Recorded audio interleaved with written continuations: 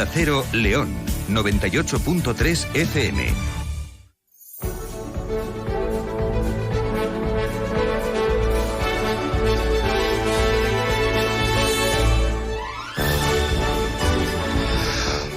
Hola, buenos días. Las tradiciones tienen muchos aspectos positivos, no cabe duda. Y uno de ellos es que las podemos compartir, que es lo que hacemos nosotros con ustedes, con esas costumbres que tenemos en este programa y que con el paso de los años se han convertido precisamente en eso, en tradiciones. Bueno, pues una de las más queridas para esta casa y para quien les habla, indudablemente, es esta con la que vamos a cumplir hoy. La de venir a realizar este tiempo de radio a las oficinas de Andbank en León. Algo que llevamos haciendo ininterrumpidamente desde el año 2012, es decir, desde hace 12 años y siempre en estas fechas de 1 de junio.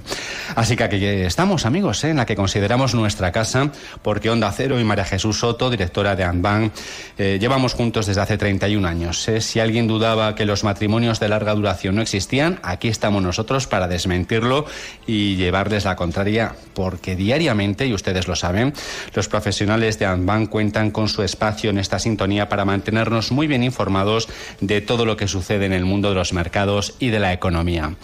Andbank se encuentra, ya saben, en el número 14 de la Avenida Independencia, en el edificio Emperador, que es desde donde hoy les estamos hablando y donde hemos instalado esta mañana nuestro estudio móvil. Y desde aquí María Jesús Soto y su extraordinario equipo llevan más de 3 décadas salvaguardando el patrimonio de sus numerosos clientes, rentabilizando sus ahorros, protegiendo sus inversiones, ayudándonos con temas tan complejos como la planificación financiera, la testamentaria y, cómo no, manteniendo día a día ese empeño personal de María Jesús para que nos concienciemos todos de lo importante que es la cultura financiera, algo a lo que ella también se ha dedicado en cuerpo y alma desde hace 30 años.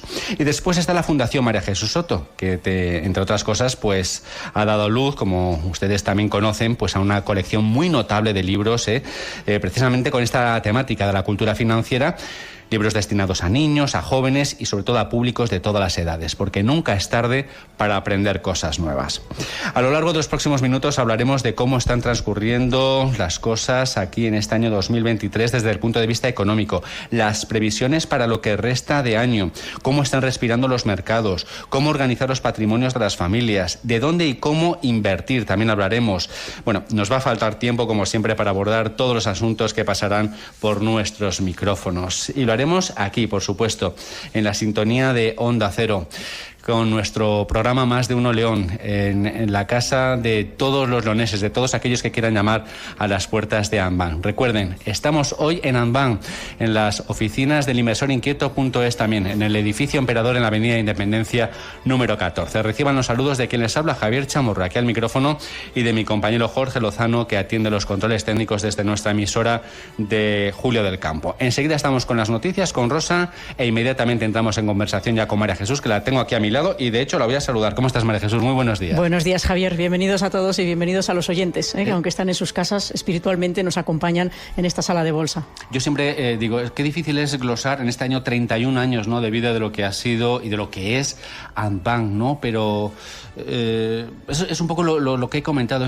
Tenéis una especie de vocación de servicio, ¿no? Sí, es una vocación de servicio y un tener claro el humanismo, ¿no? Ahora que yo llevo tanto tiempo diciéndolo, lo comentamos en el último de nuestros libros, en el de Salvar el Planeta, el humanismo como centro de todo, ahora que se habla tanto de la inteligencia artificial, de todas estas cosas que parecen una amenaza. Yo no veo nunca amenazas, ¿sabes? Veo oportunidades. ¿Sabes? El mundo ha cambiado y se ha transformado desde la época de las cavernas. Y hay que adaptarse, María Jesús. Exacto, hay que adaptarse. Nosotros somos un ejemplo de todo eso, porque en estos 30 años, en esencia, somos lo mismo y somos los mismos, pero en las formas hemos cambiado mucho, ¿no? Por eso, pues ahora que hay tanta inteligencia artificial y todo será para bien. Si sabemos que el centro es del centro del universo es el ser humano. Él, sus valores, su dignidad, lo que necesita para sobrevivir y que pasemos de generación en generación. Si eso lo tenemos claro, nada es una amenaza y muchas veces somos amenaza nosotros de nosotros mismos porque dejamos que nos invadan y dejamos que no nos traten como seres humanos, sino como cosas, como animales o como lo que no somos. Por tanto,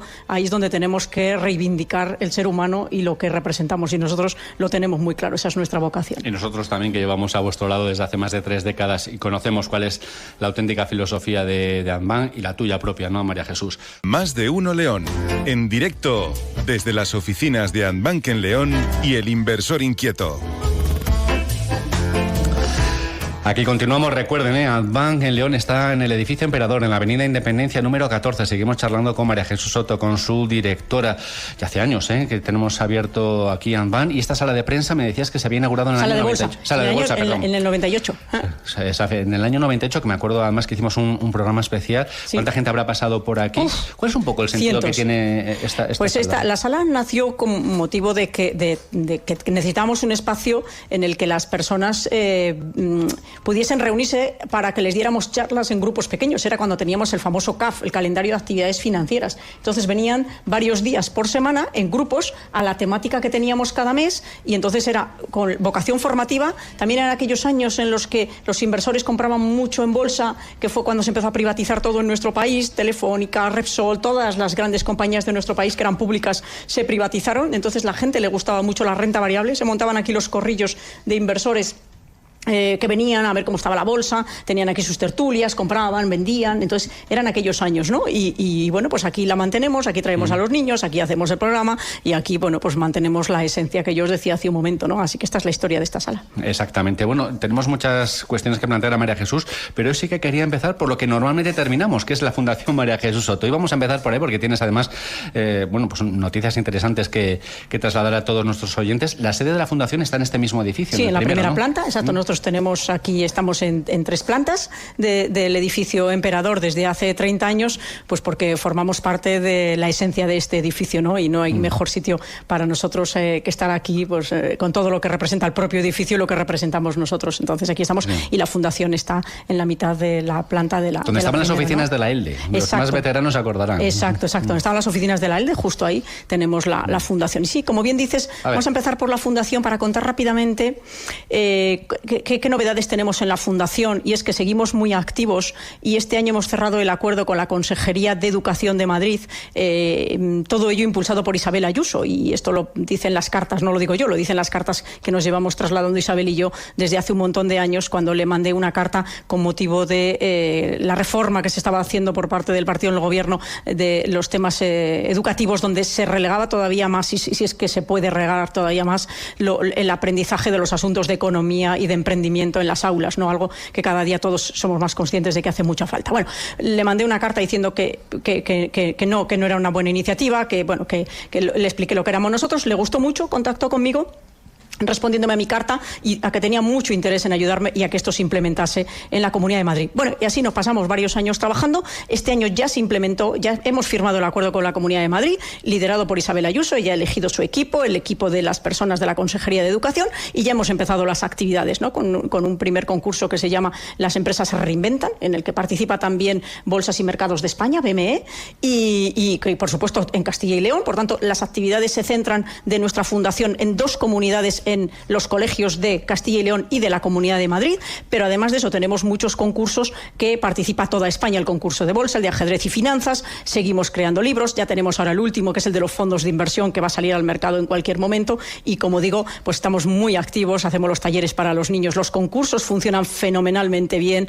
cada vez tenemos más concursantes de toda España, lo agradecen muchísimo, así que estamos ahí muy activos, muy agradecidos, y nosotros trabajando mucho con nuestra tienda de Nico y Carol para que todo el que quiera adquirir los libros los adquiera. Los tenemos en físico, los tenemos también en digital, tenemos de todo. En las redes sociales somos muy activos, tenemos más de 4.000, quiero recordar, personas en Instagram siguiéndolo. Muy bien, la verdad es que tenemos ahora mismo, seguimos con esa difusión nuestra tan importante, y lo estamos haciendo como siempre, ¿no? Con ese humanismo que representamos y que yo decía al inicio del programa. La iniciativa es de la fundación, no de Adbank, ¿eh? No, esa es la fundación, que es la esencia, ¿no?, de lo que representamos, porque además las charlas y todo las da todo nuestro equipo. Luego verá todo el mundo, como hacemos siempre, todo el equipo va a participar en el programa, y como digo, es muy importante entender que la esencia de lo que representamos lo representa todo el equipo, porque de hecho nuestro equipo ha cambiado en 30 años, porque quien no representa esta esencia antes o después se tiene que marchar de nuestros equipos porque no lo soportan. Alguien que no ponga el humanismo por encima de todo no va a poder jubilarse con nosotros, es decir, no va a poder. El que no entienda el trabajo en equipo, el que no entienda que las personas son lo principal, el que no entienda esto. Por eso los equipos cambian fundamentalmente, porque esta esencia aquí es muy fuerte. La se empapa en todas las personas, la representan, y por eso ellos también dan charlas a los coles y demás, todo el equipo, pero tienen que representar esto, si no, no están aquí. Sí. Bueno, en otro orden de cosas, desde que estuvimos aquí el año pasado, hace exactamente un año, ha pasado muchas cosas. Muchas cosas, sin Mira, duda voy a mencionar en un momento que dentro de 5 minutos se va a incorporar Alberto al programa, que va a ver la parte de mercados, para que veamos cómo está estructurado el programa. Veremos mercados de la mano de Alberto dentro de 5 minutos. Luego iremos a la planificación patrimonial, iremos a ver también dónde estamos en este año y qué esperamos en la recta final, e iremos también a ver todo el tema de la deuda pública, ¿no? Porque a mí me gusta decir que de lo que ha pasado el año pasado, que fue un año muy duro, a este año es como un punto y aparte. Es decir, señores, hemos vuelto a la casilla de salida, hemos cambiado de párrafo, hemos vivido de 2008 hasta 2022 un mundo con tipos de interés negativos muy bajos, que no era el mundo en el que nos habíamos movido hasta entonces, y ahora estamos volviendo otra vez a ese mundo anterior, en el que por fin la renta fija no es fija pero ya renta, en el que ya por fin los zombies van a desaparecer de todo tipo y los iremos viendo caer. Me da igual los zombies políticos, los económicos, todos los zombies van a caer, porque ya no se puede más, porque tantos años de generar y generar dinero ha generado mucho zombie, muchas cosas que no son reales. Generar dinero, dices, emitir billetes sin ton ni son. Exacto, para hacernos sobrevivir primero de una crisis financiera grave, después de un COVID, es decir, es que hemos vivido en estos últimos años, pero lo que quiero dejar... la inflación. Y después la inflación, que ha sido consecuencia, entre otras cosas, de lo que veníamos de atrás. Pero hemos vuelto a los orígenes, hemos vuelto con el punto y aparte a donde estábamos antes. Eso alivia mucho, lo vamos a ir hablando a lo largo del programa. Eso nos lleva a un escenario muy particular y a un escenario que hay que gestionar, y que mucha gente joven que se dedica ahora a esto no ha vivido eso y no saben gestionar eso, porque estamos hablando de hace más de 15 años.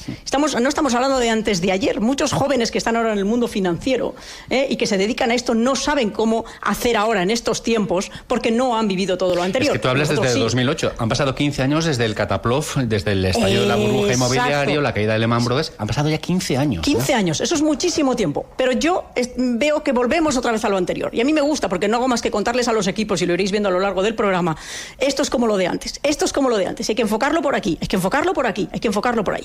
Hay un tema que quiero meter aquí ya para luego meternos con los mercados, que quiero dejar encima de la mesa, porque este último año nos hemos dedicado mucho en la parte de planificación patrimonial a ayudar a las familias que se tienen que deshacer de sus empresas, ¿vale? Que es la parte societaria de nuestra planificación patrimonial, donde hemos dado un valor añadido increíblemente bueno, porque yo he visto que al final los negocios familiares desgastan mucho a las familias y corren el riesgo de desmembrarse, desestructurarse y romperse las familias, porque no se gestionan correctamente los asuntos patrimoniales. Y si les ayudas... Una familia se rompe por eso y por el testamento. Exacto. Entonces, si unimos las dos cosas y ayudamos a profesionalizar esa toma de decisiones en el patrimonio, y a que las familias no improvisen, y a que vayan por separado, como el que se automedica, sino que hacemos un plan correcto. Yo tengo ya experiencia de varias empresas que hemos vendido, a varias familias que les hemos ayudado, y si me estuvieran oyendo, y ellos ya lo dicen también por ahí, es decir, se ayuda muchísimo. Y yo estoy tan contenta de ayudar en eso, porque al final, si hablamos de humanismo, vamos a ver, ¿para qué sirve tener mucho patrimonio si rompes tu familia? ¿Para qué te sirve todo lo que puedes tener si al final no mantienes el amor en tu familia, el respeto y todas esas cosas que son más importantes que el propio patrimonio? O sea, es decir, ¿para qué sirve? Y yo he visto que en muchos casos no es mala intención, que no es culpa de los patrimonios, ni siquiera de las personas, es que no lo enfocan correctamente, es que no tienen profesionales que les ayuden a mediar para que se cumplan los intereses de todos los miembros de la familia, para hacerles llegar a acuerdos. Eso desgasta muchísimo, porque yo, que me estoy dedicando mucho a esto, tengo un desgaste psicológico en muchas ocasiones importante. Por tanto, primero tienes que creer. Y eso que lo ves en segunda persona, tercera persona. Pero ¿qué pasa? Que tú tienes que cargarte emocionalmente de cómo están ellos, pero al mismo tiempo ayudarles a que se entiendan y ayudarles a que se ayuden a sí mismos y no se dañen. Eso requiere un amor por el ser humano, por la familia, una experiencia, unos conocimientos que no los hay. De hecho, mucha gente me lo dice: María Jesús, las cosas que tú estás consiguiendo, y me lo dice Marcelino, y me lo dice mucha gente nuestra, las cosas que tú estás consiguiendo hacer, no hay mucha gente en el mundo que sea capaz. En León, por supuesto. En León no hay nadie que haga esto como lo hago yo. Y perdona si suena vanidad, pero es que es verdad. Es que es verdad. Porque ni siquiera la gente sabe que esto lo hacemos. Y lo hacemos. Y quiero resaltarlo hoy con todo este detenimiento, porque la realidad es que ya muchas familias ya se cargan de mucha edad. Hay que quitar los negocios del medio, hay que encontrar el momento, hay que hacerlo correctamente, hay que ayudarles a todo eso. Estamos en un proceso en el que hay que ayudar a consolidar los patrimonios familiares para que no acaben con el patrimonio y con las familias, insisto. Y esto ha venido para quedarse, porque cada año va a haber más gente que se tiene que deshacer de sus negocios, porque cada vez vamos cumpliendo más edad nosotros, todos. Esto en los próximos 10, 15 años... Ley de vida. Es ley de vida. Todo el que ahora mismo está dirigiendo un negocio, si pasa de 50 y de 60 años, en los próximos, tal y como está cambiando el mundo, en los próximos 10, 15 años, ese negocio familiar solo tiene dos caminos. Uno, la destrucción, y con eso se puede llevar a toda la familia por delante. Dos, pasárselo a un tercero. Esto requiere de profesionales que ayuden a hacer esta transición. Ya sabes esa frase que se dice siempre, que el negocio lo crea el abuelo, lo hace crecer el hijo y lo vende el nieto. Pero vender es una buena solución si viene alguien y lo sigue. Lo que es un mal camino es cuando las empresas quiebran, se destruye el empleo. Porque a mí me parece muy bien si una segunda o tercera generación lo tiene que vender, porque vamos a ver, si alguien se quiere dedicar a ser médico y no a llevar la empresa familiar, ¿por qué le vamos a recriminar por eso? Pero que sea inteligente, coja gente inteligente que le ayude a vender la empresa familiar, a consolidar el patrimonio familiar, que estoy hablando de esto, porque cuando no lo consolidas lo pierdes, y aparte de perderlo puedes aparecer en toda la prensa, puedes aparecer en todos los juzgados por mala gestión, puedes arruinar tu vida, la de tu familia y todo el patrimonio. Es que esto es muy serio, porque son responsabilidades las que tiene el mundo de la empresa, son responsabilidades que tienen los administradores, que muchos de ellos ni siquiera son conscientes. Y por tanto, es por lo que quiero resaltar este asunto, para que las personas que me están oyendo y que sepan que esto les está pasando en su familia, que sepan que hay profesionales que pueden ayudarles a hacer esto. Sí, yo estaba pensando una cosa, ya está aquí ahora Alberto, enseguida charlamos. No hace falta que te pongan los auriculares, si te molestan, déjalos ahí, Alberto, sí, tranquilo. Te iba a decir que vivimos en un mundo plagado de incertidumbres, y en el mundo económico ya pero la vida es así. La vida es así. No. Quiero decir que cuando las cosas van bien, no podemos pensar siempre van a ir bien. O no vamos a cumplir años, o no va a pasar el tiempo. No, las cosas cambian. Planificación. Y la vida tiene muchas esquinas. Y hay que pensar en eso. Que miren la diferencia entre los que hacen las cosas bien y las que hacen mal. Los que se arruinan y terminan quebrando todas las familias y toda la familia, a los que no. Alguien hará algo diferente. ¿Me explico? Pues vamos a ver qué es lo que queremos. ¿Cómo quieres ver el patrimonio de tu familia generado con tanto esfuerzo y con tanto sacrificio en los próximos años?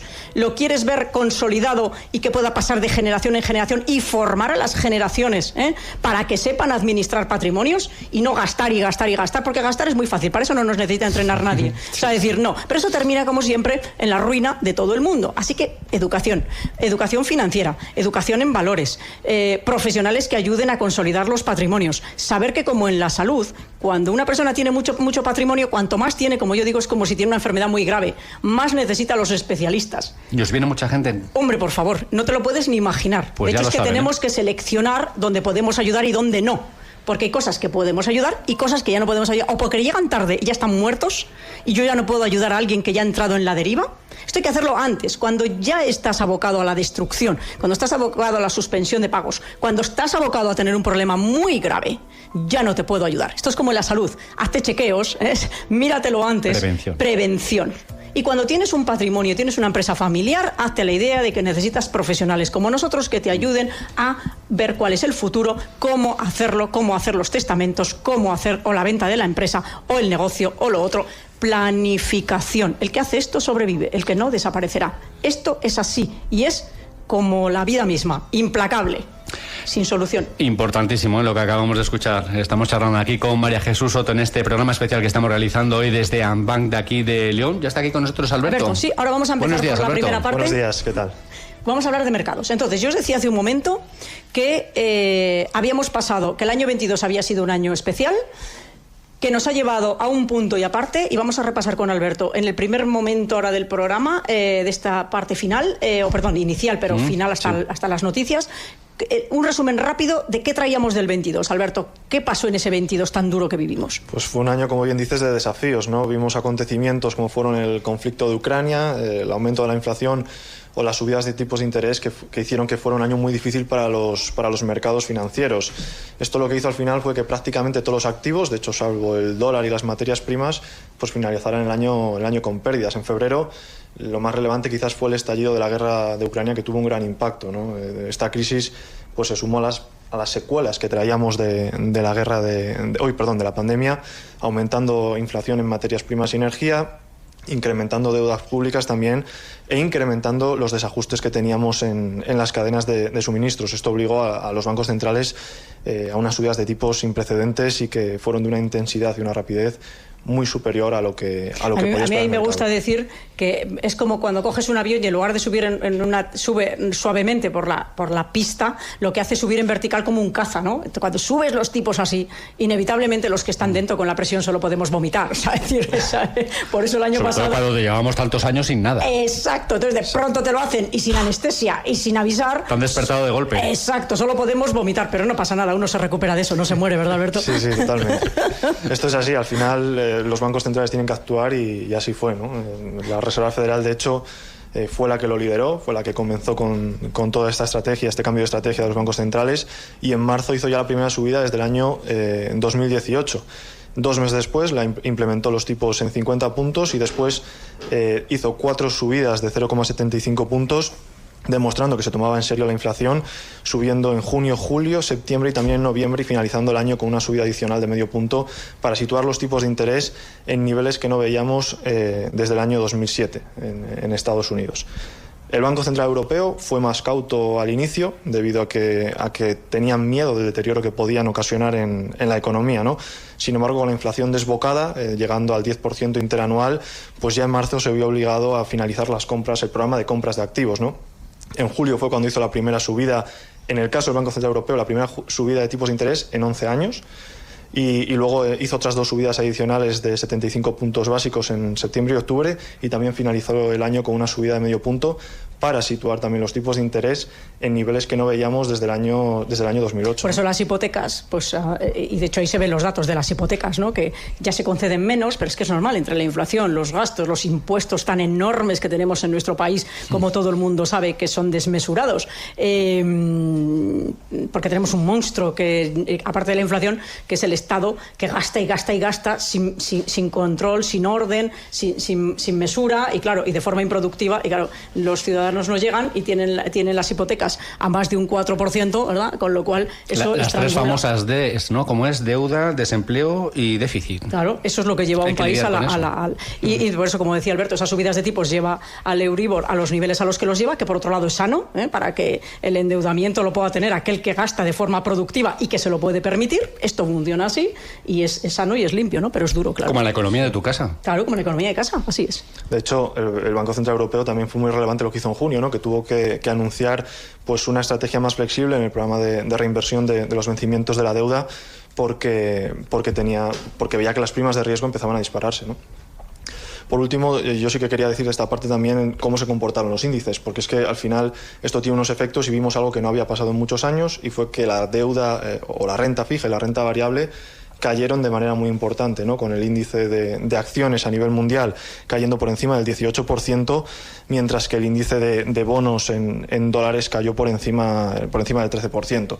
Afectó mucho a la parte tecnológica. Vimos el Nasdaq con una caída por encima del 30%, y mencionar también otra parte que tiene mucha relación con la tecnología, como son las criptodivisas, con la desaparición de muchas criptos y con la principal cripto como es el Bitcoin cayendo por encima del 60% en el año pasado. Pues siguen ahí, ¿no? Sí, bueno, es que el mundo digital, o sea, una divisa digital va a haber, de hecho está trabajando el Banco Central Europeo, pero eso será para los inversores y como algo que hagamos como activo añadido cuando tenga respaldo legal, cuando estemos protegidos, y no si nos roban, nos estafan o desaparece el dinero, no tenemos que ir a ningún sitio, no podemos ir a ningún sitio porque no hay respaldo legal, ¿no? ¿Qué hablamos ahora del 23 ya para...? En el 23 ha habido un cambio de tercio, hemos pasado de preocuparnos por Ucrania, el precio del gas y el COVID, a preocuparnos más bien por las repercusiones de las subidas de los tipos de interés en el crecimiento económico. En marzo vimos algo muy relevante, como fue el problema que tuvieron en Estados Unidos con la quiebra de 2 bancos, ¿no? Como fueron Silicon Valley y Signature Bank, que tuvieron que ser rescatados por las autoridades,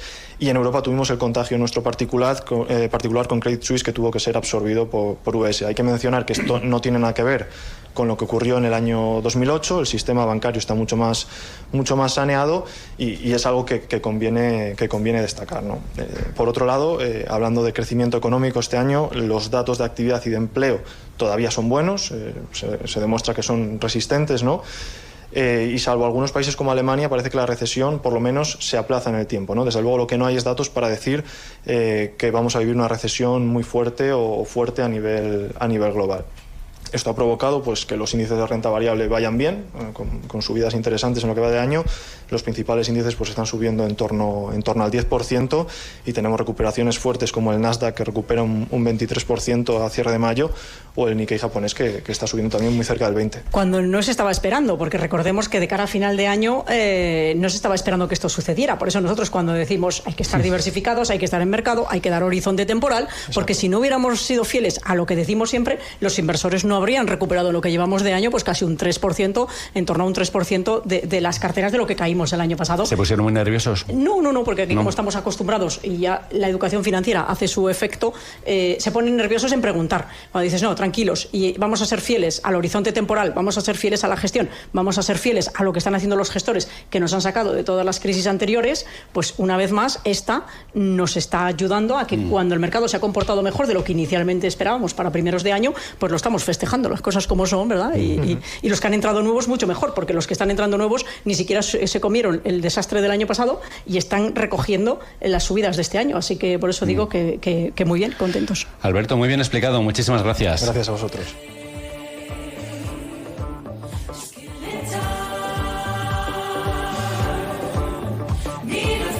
Más de uno León. Javier Chamorro.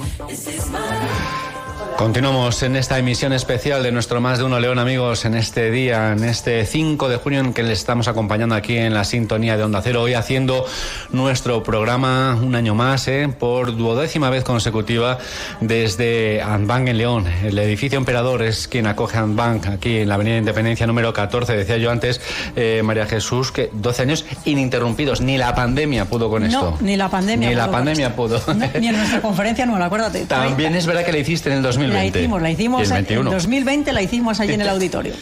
El tema de la morosidad que estábamos ahora comentando, ¿verdad, María Jesús? Puede ir a más, precisamente, ¿no? Es que si a las familias, si a las empresas y a los autónomos no se les alivia las cargas, la de los tipos de interés tenía que venir, pero hay una carga, y ahora vamos a hablar de temas fiscales con Cristian, que lo tenemos aquí, no me quiero extender con esto, que podría darnos para un programa entero. Pero es que desde el punto de vista fiscal, ¿por qué no el gobierno, en estos momentos en los que las familias, sobre todo las empresas y los autónomos, tienen tantos problemas de liquidez, ¿por qué no les alivian no haciéndoles, por ejemplo, los pagos fraccionados? El pago fraccionado no deja de ser un adelanto de un pago de impuestos que van a pagar en julio del año que viene, o sea, decir, pero que lo están pagando ahora por adelantado. Pues hombre, apáñense ustedes con el dinero que tienen las emisiones de deuda que hace el señor Estado, apáñense usted como pueda y deje de estar sangrando al sector privado, que ya no puede más, con algo que le estamos financiando gratis. Mire usted, con las retenciones y los pagos fraccionados le estamos financiando gratis a usted. Pues mire, a ver si les alivia un poco, porque si venga a quitar la inflación sube, hay que pagar los autónomos, lo otro, las cargas, los pagos fraccionados, es que no llegan, es que no pueden llegar. Por eso no hay sensibilidad por parte de un gobierno como este, y vamos a dejar esto aquí, porque esto es tema para un lunes.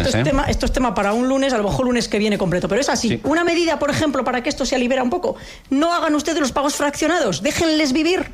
Que los impuestos que tengan que pagar los hagan el año próximo completos, que cada uno se haga sus números y sabe que en julio del año que viene el impuesto que tenga que pagar, que lo pague el año que viene. Pero déjenles vivir este año y déjenles que tengan un poco de liquidez, porque van a pedir préstamos, tampoco se les dan por los riesgos que pueden tener. Hacienda lo cobra todo lo que necesita y más, la Seguridad Social también. Lo otro hay que pagarlo. Todo es pagar y los ingresos entran como pueden. Claro, entonces no pagan entre empresas y nos estamos encontrando con esto, porque se está asfixiando el sector privado. Insisto, esto se puede gestionar mejor para que esto no pase y solo caigan los zombies, los que tienen malos negocios o malos gestionados, pero el que lo está gestionando bien, vamos a ver si le damos un poquito de respiro, ¿sabes? O sea, es pues que no puede ser así. Esto enlaza directamente con el siguiente bloque, que es la planificación patrimonial. Ya tenemos aquí a Cristian. Buenos días, Cristian. Buenos días. Me presta mucho encontrarme aquí con los buenos amigos de Andbank. Adelante. Cristian, la planificación patrimonial, cuéntanos las partes, que yo ya he hablado de algunas de ellas, pero vamos a recordárselas a los oyentes. ¿Qué hacemos en planificación patrimonial? Sí, pues trabajar en 4 partes muy diferenciadas: la financiera, la fiscal, la empresarial y la sucesoria. Es ayudar al cliente en esas 4 partes. La más sencilla o la más básica, en la que mucha gente profundiza, pues es la financiera, ¿no? Es decir, ver qué necesidades financieras tiene el cliente, cuáles son sus objetivos, cómo están los mercados y, de acuerdo a esa situación y su perfil de riesgo, montarle una cartera de inversión. Pero eso no va solo. ¿Por qué? Porque luego, como bien decías, está la parte de la fiscalidad, que es una parte muy importante a tener en cuenta a la hora de gestionar el patrimonio. Ejemplo, muchas personas dicen, oye, ¿cuánto me paga mi dinero? ¿No? Es decir, ¿qué rentas puedo tener? La pregunta es, ¿necesita ese cliente esas rentas para poder vivir en su día a día? Pues a lo mejor es un sí o a lo mejor es un no, que es la mayor parte de las veces, ¿no? ¿Por qué digo esto? Pues porque si vamos generando rentas sin tener necesidad, estamos pagando impuestos todas las veces que cobramos esa renta, ¿no? Y nos vamos dejando un dinero por el camino, con lo cual estamos perjudicando a ese cliente. Desde el punto de vista del IRPF, que si además eso lo unimos con el impuesto del patrimonio, si el cliente está obligado a pagar impuesto del patrimonio, le estamos haciendo crecer también la cuota del impuesto del patrimonio. Con lo cual esa es una situación muy sencilla a tener en cuenta a la hora de optimizar impuestos, ¿no? También optimizamos impuestos, por ejemplo, que ahora está muy de moda este año de atrás, el impuesto a las grandes fortunas, el impuesto del patrimonio. Hay mucha gente pues que es posible analizarle la posibilidad de hacer donaciones en sus diferentes vertientes a sus herederos directos, de forma que se pueda controlar el patrimonio, esté en la línea sucesoria y se pueda a la vez ahorrar en el impuesto a las grandes fortunas, en el impuesto del patrimonio, al tener una base imponible más pequeñita, con lo cual estamos pagando menos impuestos. ¿Es legal eso? Claro, sí, sí, pero vamos a ver. Es que con los temas fiscales muchas veces está en que las personas no saben todo lo que pueden hacer porque no tienen planificación. Porque además, cuando van a su asesor fiscal les liquida los impuestos, pero no le hace una planificación. De hecho, nosotros no hacemos las liquidaciones de impuestos. Cada profesional hace lo suyo. Nosotros somos como el arquitecto, planificamos. Luego llega el constructor y construye.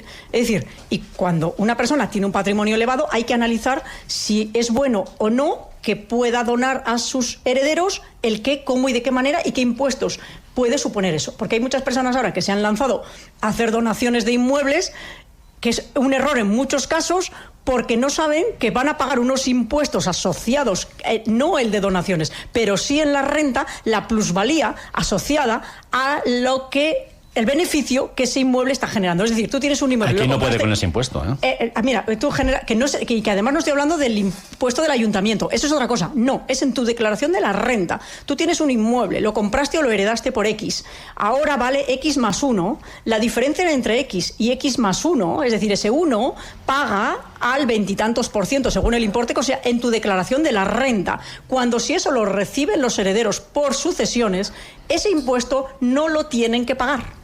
Por tanto, vuelvo a lo que dije hace un rato cuando hablaba de las empresas. Planificación, hay que hacer los números antes. Cuando no se hace es cuando luego vienen los disgustos y luego hay que ver que esté dentro de un plan sucesorio completo, pensando en todos los herederos. No vale de a este esto, al otro lo otro, sin orden, sin concierto, sin estrategia, sin profesionalidad, que ahí viene lo que yo decía antes, los conflictos familiares, el mayor pago de impuestos y termina quedándoselo Hacienda, el mercado y todo el mundo peleado. Te quedas sin empresa y sin familia. Y sin empresa, sin activos, te lo comen los impuestos, el mercado, lo que cae. Así es como se destruyen los patrimonios y las familias. Y ya veis que vengo insistiendo desde que empezó este programa, señores, estamos para ayudar a sobrevivir a las familias y a las familias como tales y a los patrimonios de las familias, haciendo todas estas cosas como profesionales, ¿no? Por eso Cristian insistía. Y al final se enlazan, ¿no? Las cuatro patas que ha hablado Cristian, la financiera, la fiscal, la empresarial y la sucesoria, van todas ellas mezcladas como en nuestro organismo. Si yo tengo un problema en un riñón, me daña a otros órganos que tengo alrededor. Es decir, tenemos que entender que el patrimonio es como el cuerpo humano, está todo entrelazado. Y o tenemos un buen médico y un buen especialista de planificación patrimonial, o si no iremos parcheando, pues en algún momento pues nos estallará el riñón. El corazón a lo mejor nos va muy bien, o a la inversa, el riñón me va muy bien, pero he reventado el corazón. Y palmas igual. Y palmas exactamente igual. Entonces, por eso es de lo que estábamos hablando, ¿no? Y esto es lo que estamos diciendo, que bien estaba comentando Cristian ahora en el tema fiscal. Más cosas que nos quieres contar, Cristian. Sí, y a esto que estabas diciendo de los problemas de las empresas y de las familias, mira, unido un poco a la noticia que decías antes, Javi, el aumento de la morosidad, es decir, hay que tratar también que para el empresario el patrimonio personal y el empresarial estén diferenciados, es decir, porque muchas empresas entran en pérdidas, muchas empresas entran en problemas y muchos empresarios tienen todas sus cosas dentro de la compañía, ¿no? Y si eso no hay algo... Y acabas hablando del crédito de tu empresa con tu piso, a lo mejor. Y terminas, muchos casos, claro, sí, porque ¿verdad? están mal planificados, sí, eso es lo que está contando Cristian, sí. Exacto, sí, está eso, ¿no? Sí, sí. Luego la empresa tiene problemas, El señor pierde su piso, impaga el crédito, pierde su piso, se queda en la calle. ¿Por qué? Por no haber individualizado el patrimonio personal del empresarial. Y unido a eso, existe otra posibilidad que se utiliza en empresarios de este estilo, por ejemplo, que tengan patrimonio empresarial y patrimonio financiero, se lo llevamos a Luxemburgo, le montamos una estrategia que se llama el Unit Link, que es una carcasa de seguro de vida, donde debajo están los activos financieros que son propiedad del inversor.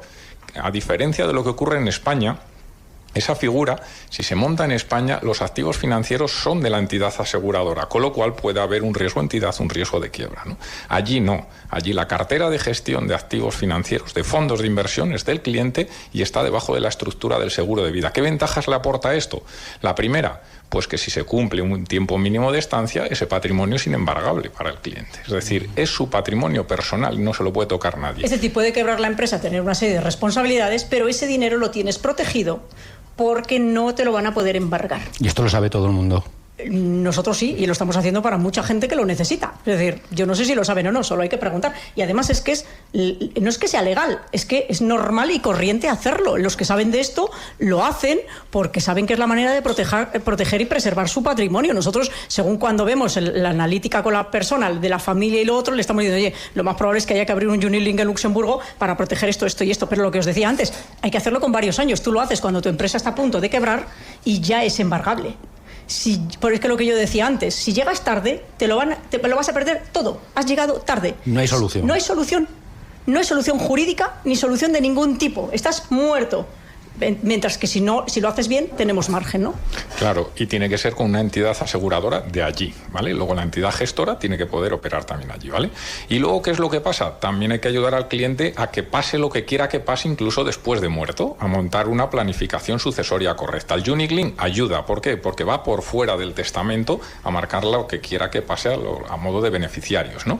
Que hay que hacer un buen testamento. Un buen testamento asegurándonos de que pase. Antiguamente se decía, no, todo queda para mi marido, para mi mujer o tal. Eso no es posible. Existen los 3/3, la legítima, la mejora, la libre disposición, que hay que ordenarlos y hay que poner por escrito lo que el cliente quiere que pase para que ese patrimonio llegue en las óptimas condiciones a los herederos y no se produzcan enfrentamientos familiares, cargas impositivas innecesarias y que todo llegue a su fin. Por eso, si os dais cuenta, requiere una planificación. Volvemos a lo de antes, donde nosotros escuchamos las circunstancias de un cliente, las circunstancias particulares, qué le preocupa, cómo está, cómo tiene su patrimonio familiar, qué tiene, de dónde le vienen los ingresos, cómo son, y a partir de ahí se le hace un plan para decir, venga, te podemos ayudar por aquí, por aquí, por aquí, por aquí, para evitarte esto, esto, esto y esto. Hay cosas que ya las saben ellos, porque vosotros, no, ya me está doliendo un poco el riñón, ya. Unas porque lo detectan y otras porque se las detectamos nosotros antes de que pasen y es, mira, es que detrás de esto te va a venir esto, esto y esto. Ah, pues no me lo sabía. Ya, pero no te preocupes, ya estamos nosotros, que somos los profesionales, para decirte cuáles son las secuencias y evitar que pasen, ¿no? Pues de planificación patrimonial, de la importancia de la familia en la organización del patrimonio, hemos hablado de sucesiones, de fiscalidad, etcétera, etcétera. Hemos charlado con Cristian. Cristian, muchísimas gracias, siempre un gusto tenerte aquí. Un placer, igualmente.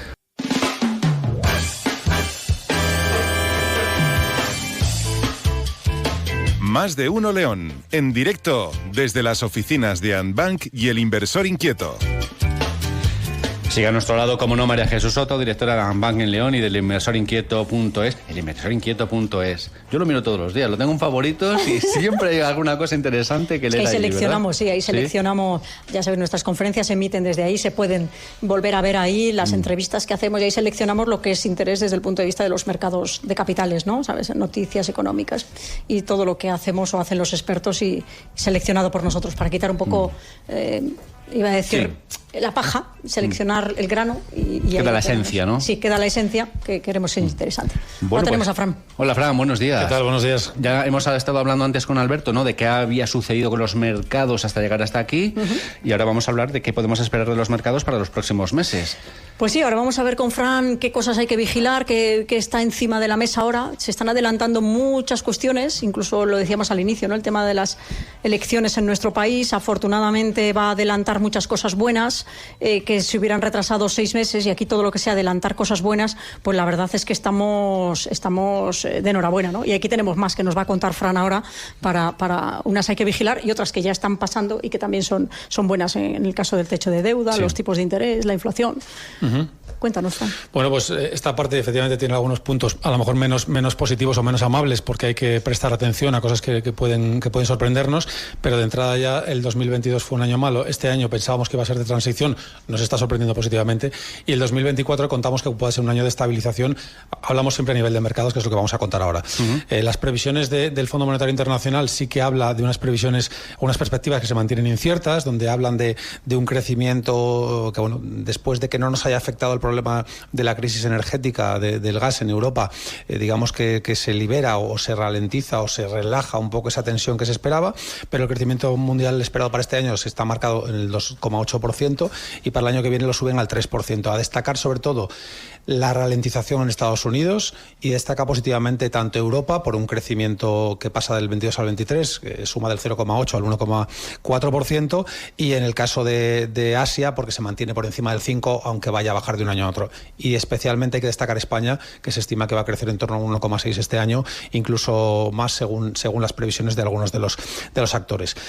Uno de los aspectos a vigilar, como bien decía María Jesús, aunque se ha desactivado hace 4 días, es el techo de deuda. Esto se ha hecho in extremis por una cuestión de negociación entre demócratas y republicanos. En Estados Unidos estamos hablando del techo de deuda en Estados Unidos, efectivamente. Solo que esta suspensión del techo de deuda lo que permite es 2 años más de margen para que, bueno, esa limitación y que podía haber desembocado en un impago de la deuda y una debacle económica, pues finalmente no haya sido así, como decimos, en el último momento. Este es el primero de los aspectos que considerábamos como un problema que podía venir previo al verano, ¿vale? El segundo de los aspectos a vigilar, llevamos 2 años con ello, es el tema de la inflación. Una inflación que todavía sigue ahí, en que se ha relajado a nivel general.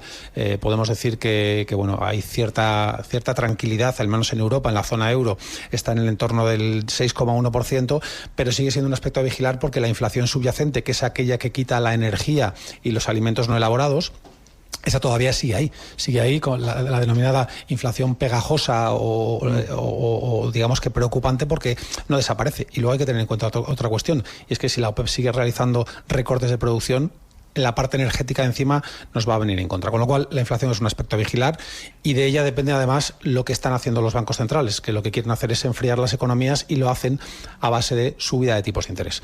Si fueron muy agresivos el año pasado, este año digamos que estamos en un modo más tranquilo, pero dentro de este terreno restrictivo es incierto el panorama al que nos enfrentamos.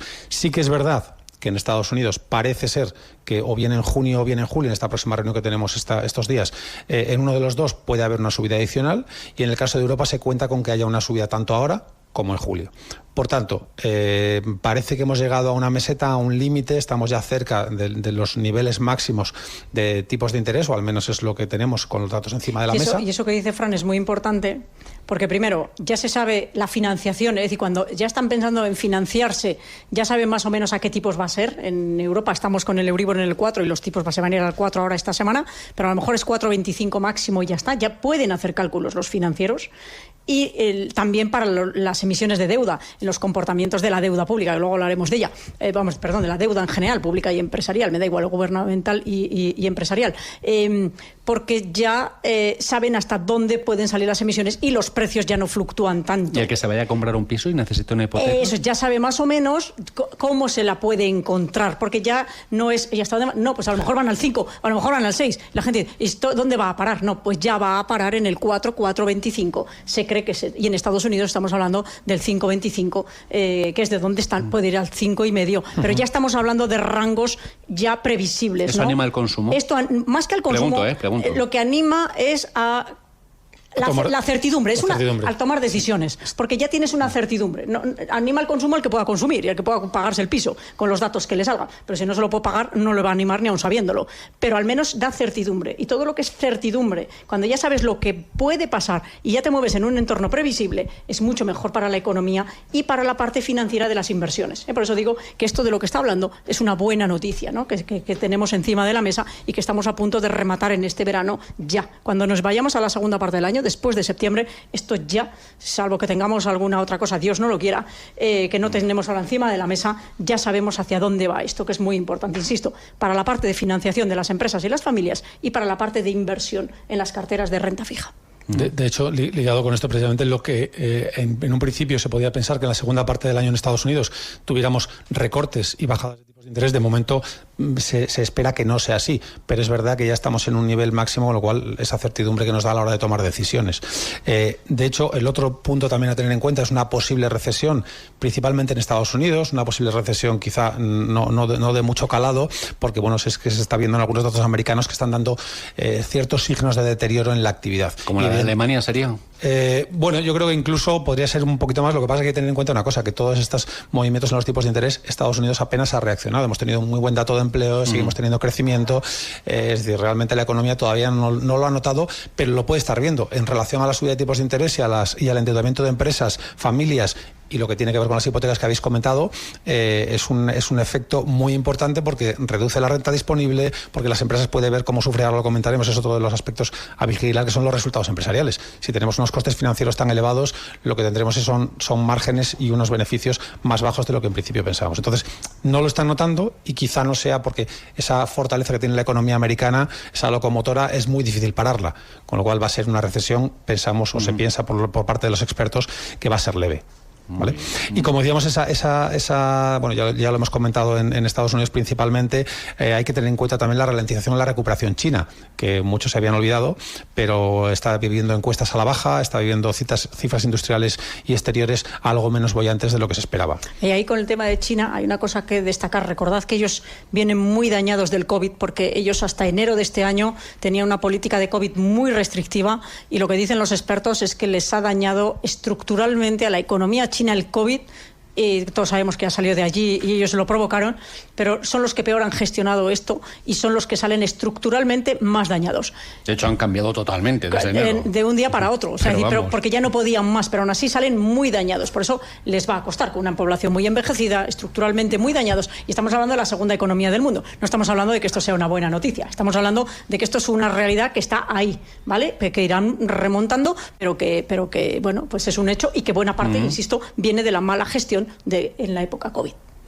Otro punto, sí, por ir terminando, en la parte de son las tensiones geopolíticas. Tenemos la guerra de Rusia a Ucrania, que aunque no está siendo el foco de los análisis y algunos lo tienen un poco olvidado, hay que decir que sigue estando ahí, tiene unos efectos globales y transversales porque son muchos los sectores que se ven afectados. Es decir, la parte política es una, pero es que la energética, la alimentación es otra de ellas, y no es solamente Rusia a Ucrania la parte de aspectos geopolíticos, sino también el tema de China. Muchos de los inversores o de los expertos a la hora de pensar en invertir en China tienen en cuenta que no solo la parte puramente económica, sino la parte geopolítica derivada de unos posibles problemas o enfrentamientos con Taiwán, que están también encima de la mesa, o la relación con Rusia. Por tanto, hay muchos inversores que se están olvidando de la parte, porque estamos hablando de la parte de mercados, se están olvidando de la parte de China o la están dejando un poquito de lado.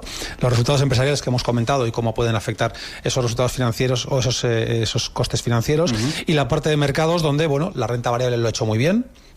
Algunos de los analistas dicen que bueno, que creen que no va a poder subir mucho más, o que la subida es limitada, y le otorgan más peso a cosas como la renta fija. En relación a lo de los créditos que decíais y de las hipotecas, se espera un bajón en mínimos ahora durante el verano, y aunque tengamos esa certidumbre, los precios disparados, las restricciones al crédito en la banca son generalizados. Por tanto, bueno, ojo, vamos a vigilar eso, como que aunque no suban más los tipos, sí puede haber un parón en cuanto a la cesión de crédito. Como decimos, la renta variable en situación de espera, y la renta fija como uno de los aspectos quizá más interesantes, que ahora nos va a comentar Jorge sobre ello. Qué difícil es vislumbrar lo que puede suceder en el futuro, y más en este terreno en el que nos estamos moviendo, pero nos lo has explicado muy bien, como siempre, Fran, y lo que comentábamos antes María Jesús y yo, que la vida está llena de incertidumbres y que cuando no pasa una cosa pasa otra. Y ya tenemos el culo pelado, porque ya todos tenemos unos años. Y hay que es gestionar lo que viene, igual que en las familias, igual que en nuestras vidas. Sin duda alguna. Fran, muchísimas gracias. A vosotros, gracias. Más de uno León, en directo desde las oficinas de Antbank y del Inversor Inquieto. Cuánto aprendemos, cuánto aprendemos cada vez que escuchamos a María Jesús Soto, a todo su equipo. Tenemos la suerte de poder contar con ellos, ¿no?, de lunes a viernes aquí en el programa, pero una vez al año además con estos programas especiales. De verdad, María Jesús, hoy yo creo que estamos contando cosas muy interesantes para todos los oyentes. Es que acuérdate, Javier, que era el objetivo del programa de hoy. Es decir, os lo dije al inicio, esto es un punto y aparte. Vamos a un mundo que para mí es conocido, pero para mucha gente no es conocido. Para otros ni lo recuerdan anterior, porque estamos hablando volvemos a hace 15 años y hay que remontarse a esto hace 15 años. con los cambios de hoy en día. Ni siquiera es lo mismo que hace 15 años. Pero hay variables, que es lo que vamos a ver con Jorge ahora, del tema de la renta fija, que son lo mismo que pasó hace un montón de años y que tenemos que volver a rescatar para explicarles a las personas cómo esto les afecta para bien en las partes de las carteras, ¿no?, de renta fija que siempre nos gustó tanto, ¿sabes? Es como... Yo creo que la primera pregunta que le hice a María Jesús Soto hace 31 años, la primera vez que charlamos en la radio fue, oye, ¿qué es eso de la renta fija y la renta variable? Traca. Bueno, pues seguimos hablando de renta fija, de renta variable, y vamos a hablar de la renta fija con Jorge, que se estrena en estas lides con el micrófono. Jorge, ¿cómo estás? Muy bien, un poquito nervioso, pero atento y con ganas, que es lo importante. Pues bienvenido, de verdad. Y muchísimas gracias. Va a ser un placer escucharte. Va a hablar de la renta fija entonces, ¿no? Sí, vamos a hablar de la renta fija con Jorge, que como dices se estrena en lo que yo decía hace un momento, ¿no?, en lo que es incorporar al equipo gente nueva, más jóvenes, aprendiendo y dando relevo generacional, que a fin de cuentas es de lo que se trata y lo que yo decía antes, ¿no? Y por eso pues hay que ponerles delante de todo para que ellos vayan cogiendo experiencia y para que vayan aprendiendo, que es la obligación que tenemos los que vamos cumpliendo años, pasar nuestra experiencia y nuestro conocimiento a las generaciones que vienen detrás, como a nosotros nos lo fueron dando los que venían delante. Por tanto, es una responsabilidad individual la de, señores, vamos a enseñar a los que vienen detrás para que lo sigan haciendo con su forma de hacer, con el mundo en el que se van a encontrar, claro, y el que tienen, pero que cojan la esencia y que lo hagan, ¿no? Y la comunicación y explicarle a las personas, y lo que decíamos al inicio, ¿no?, y el humanismo es fundamental, y formar a los demás es una obra de misericordia. Yo siempre lo he entendido, enseñar al que no sabe. Por tanto, enseñar, formar para que la gente pueda tener confianza en las decisiones que se toman y que toman en un momento determinado es otro de los objetivos fundamentales de todo esto, ¿no? Por eso la comunicación y formar. Y por eso hoy Jorge nos va a explicar ahora algo que venimos diciendo mucho, lo comentaban también Alberto, Cristian, yo creo, no, Fran lo dijo, la renta fija, ¿no? ¿Por qué otra vez la renta fija es una oportunidad, algo que no veíamos con tanta claridad desde hace más de 15 años? Poniendo las cosas un poco en contexto, hay que tener en cuenta que partimos de un escenario de 2022 que ha sido el peor año para la renta fija en el futuro, o sea, en el pasado reciente. Es decir, estamos hablando de caídas medias que van desde el 10 al 30% en, por ejemplo, activos con duraciones más largas. Pero ¿cómo es posible que un activo tan conservador, ¿no?, porque a priori la renta fija es el activo más conservador de todos, haya dado tantos quebraderos de cabeza y ha puesto en jaque tanto a los inversores como la propia valoración de la renta fija, incluso en algunos bancos, ¿no? En este sentido, cabría destacar que, como ya hemos recordado en veces anteriores, la renta fija no es fija, sino que depende de una serie de factores externos y en concreto de uno muy importante como son los tipos de interés, ¿vale? Y aquí voy a plantarme con un ejemplo bastante gráfico. Nos vamos a poner la situación del 2019. En 2019 vamos a comprar una letra del Tesoro español que nos está pagando en torno a un 0,30, por ejemplo, ¿vale? Mi pregunta es la siguiente: ¿qué pasaría con el precio de esa letra que nos está pagando un 0,30 si en 2023, donde antes nos pagaban un 0,30, esa letra nos pasa a pagar un 2,5? Se están emitiendo nuevas letras que nos pagan un 2,5. La respuesta es clara, ¿no? Pues que el precio cae. Otro ejemplo muy gráfico, y yo siempre lo cuento y la gente se ríe, es el de los teléfonos móviles, por hacerlo más sencillo. ¿Qué es lo que ocurre si hubiéramos comprado el iPhone 12 y al año siguiente sacan el iPhone 13? Pues a priori el precio del iPhone 12 cae. ¿Por qué cae el precio del iPhone 12? Si al fin y al cabo el teléfono sigue siendo el mismo, misma cámara, mismos datos, sigue funcionando correctamente. Pues por un hecho muy simple, y es que si fuéramos a venderlo al mercado de segunda mano de los teléfonos, el precio ha caído simplemente por el hecho de que se ha sacado al mercado un producto totalmente nuevo y que mejora las condiciones del anterior. Eso es exactamente lo que ha ocurrido. Qué buen ejemplo es este para entenderlo, ¿eh? Muy buen ejemplo, Jorge. Estábamos hablando de ser didácticos, sí, y de formar, ¿eh? Y bueno, y ahora que has explicado por qué cae el precio, porque es una oportunidad. Yo ya he visto la caída del precio. ¿Por qué ahora es una oportunidad? Pues estamos entrando en un escenario, pues como tú dices, lleno de oportunidades, principalmente por el factor, como he dicho antes, de los tipos de interés. Básicamente, la Fed estadounidense, el Banco Central estadounidense, ha subido los tipos 500 puntos básicos. El BCE, el Banco Central de Europa, ha subido 375 puntos básicos. Perdona, voy a cortarte aquí. Nuestros oyentes, cuando oyen eso, no te están entendiendo. Vale, matizo. 500 puntos básicos es un 5%, 300 y pico puntos básicos es un 3%. Hablamos de porcentajes, que son más sencillos. Exactamente. Y ya lo contábamos antes. Y en este sentido, ¿qué es lo que podemos destacar? Que ahora Estamos pasando de un escenario en el que la renta fija ni era fija ni rentaba a un escenario con esta subida de tipos, la renta fija sigue sin ser fija, pero está comenzando a rentar, ¿vale? Es decir, estamos viendo oportunidades muy claras en renta fija, con riesgo muy limitado y con rentabilidades muy atractivas, como no veíamos, por ejemplo, desde 2008, ¿no? En este sentido, destacar que, igual que en cualquier tipo de escenario, cuando surgen oportunidades, surgen también amenazas, mejor dicho, tentaciones, ¿no? Y el buen inversor, un inversor pues con un horizonte temporal largo, que está buscando pues oportunidades, tiene que saber diferenciar cuáles son las verdaderas oportunidades, las oportunidades que le van a permitir obtener rentabilidades muy atractivas en los años siguientes sin asumir volatilidades muy altas y riesgos muy altos, y tiene que saber diferenciar esas oportunidades de los cantos de sirena, de los inconvenientes, de las tentaciones que puedan ir surgiendo, ¿vale? Y en este sentido vamos a hablar de 4 activos muy diferenciados y que están muy de moda con la subida de tipos, que son los siguientes. En un primer lugar tenemos los depósitos, ¿vale? No es un secreto que los bancos ya han empezado su famosa guerra de depósitos, ¿vale? Los depósitos, como cualquier otro tipo de activo, tienen ventajas y tienen inconvenientes, ¿vale? Yo veo en las ventajas que habría de destacar pues que en teoría, ¿no?, nos dan un tipo de interés fijo, entre comillas, y más o menos son estables, ¿no? Y digo estables entre también comillas porque dependen de lo que es el riesgo entidad, ¿vale? En este sentido, los depósitos, y teniendo en cuenta que más o menos los bancos españoles nos vienen pagando en torno a un del 1 al 3% el que lo paga, los depósitos, el que lo paga, efectivamente, tenemos que también tener en cuenta que la inflación está a niveles del 5, y eso que nos viene a decir que la pérdida real es de un 2%. ¿Vale? Es decir, y además los impuestos. Efectivamente. Y además la entidad financiera que te da el riesgo de que si la entidad financiera tiene un problema, tú tienes un problema. Estos son los inconvenientes de los depósitos, por sumárselo a Jorge en lo que estaba contando. Y como estamos hablando de tener el dinero en el banco allí. Ahí, exacto.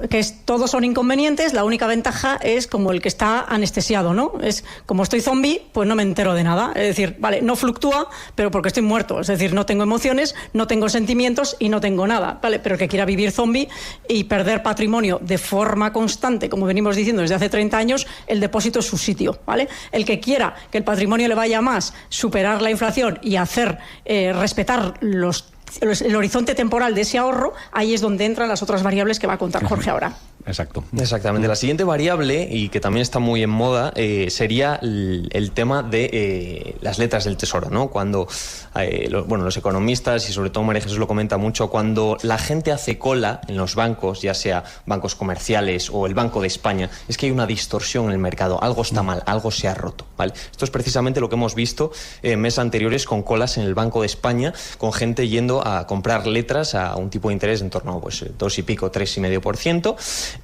Pero como todo, y comentando también esto, tiene ventajas e inconvenientes. Principal inconveniente, la fiscalidad. Una letra, cuando vence, automáticamente el 19, 21, 23, etcétera, % de los beneficios que obtengamos se los lleva directamente a Hacienda, y eso nosotros no lo podemos controlar, depende del vencimiento, ¿vale? Como sí nos permite controlarlo determinados productos como puede ser fondos de inversión, etcétera.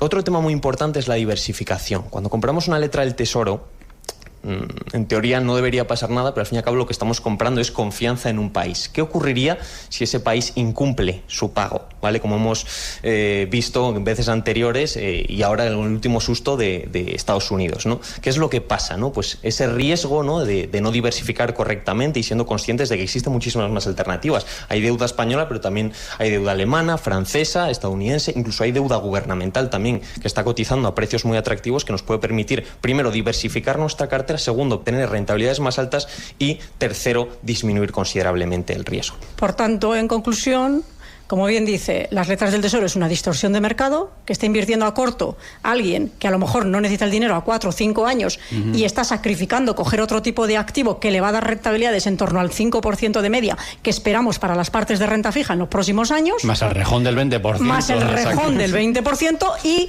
que tienes un riesgo de un solo país. Por tanto, tampoco a la letra del Tesoro. Es decir, no al depósito, no a la letra del Tesoro, salvo que sea para cosas a corto plazo, pero ahí están los fondos a corto plazo. Y por tanto, y encima te quita comprar deuda ahora porque tú ya entras el año que viene y entras muy tarde, ya te has perdido un año de comprar los mejores bonos para las mejores rentabilidades los próximos años. Además, es el coste de oportunidad de no invertir correctamente ahora mismo. Por eso, todo el que esté haciendo eso no lo está haciendo correctamente y desde el punto de vista financiero está sacrificando rentabilidad y fiscalidad. Muy rápidamente, en 5 segundos, ¿esto es una balanza? Si el dinero se va a la renta fija, la renta variable pierde atractivo para los inversores. En el corto plazo sí, pero todo va a depender de cómo vayan los mercados, porque al final la renta fija, cuando ya se vaya estabilizando, ya no sea tan rentable, va a volver a la renta variable. Y en cualquier caso, hay tanto en liquidez ahora mismo que donde va a salir es de las letras, de los depósitos y de la liquidez que hay para irse a la renta variable. De hecho, recordad lo que decíamos antes, lo mucho que ha subido la renta variable este año cuando no se esperaba, y eso viene fundamentalmente de la liquidez. Y queda mucha liquidez para entrar. Pero la renta fija siempre, es que de hecho es el mercado más grande del mundo. Si mirásemos los activos, casi todo está en renta fija en el mundo.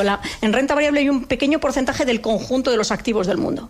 Jorge, lo has hecho maravillosamente bien, así Muchas que gracias. un placer haberte escuchado, y el año que viene, que esperamos volver a repetir experiencia, también te queremos ver ahí. Muchísimas gracias, Así Jorge. será. Muchísimas gracias. Y a ti, María Jesús, ¿qué decirte? Pues Gracias. que eres una anfitriona extraordinaria, y gracias por permitirnos hacer una vez más este programa de radio desde aquí. A de vosotros Sandbank. por estar aquí, por vuestro cariño, por vuestra amistad y por nuestros 31 años, por el 32.